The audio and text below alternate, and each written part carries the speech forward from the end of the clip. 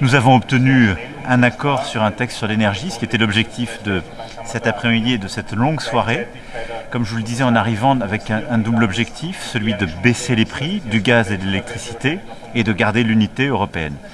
Et les discussions ont permis d'arriver à cet objectif. Nous avons de manière unie et donc unanime donné un mandat à la fois à la Commission européenne et à nos ministres en étant très clairs sur nos objectifs, cette baisse des prix. Et donc d'avancer sur des mécanismes de corridor des prix pour lutter contre la volatilité des prix du gaz, ce qui est un objectif de court terme très important, pour faire des achats communs et donc nous grouper pour faire baisser le prix sur le marché en achetant ensemble de manière très concrète, pour avancer sur ce qu'on appelle la généralisation du mécanisme ibérique qui permet, si les prix du gaz ne devaient pas suffisamment baisser, de faire baisser les prix de l'électricité, comme nous l'avons fait pour l'Espagne et le Portugal, et puis d'avancer sur des mécanismes de solidarité financière européenne.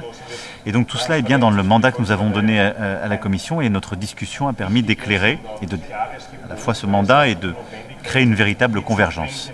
Donc à mes yeux, les objectifs de ce Conseil sont atteints. Nous discuterons demain de la question évidemment du soutien à l'Ukraine, de la guerre et puis d'autres sujets géopolitiques.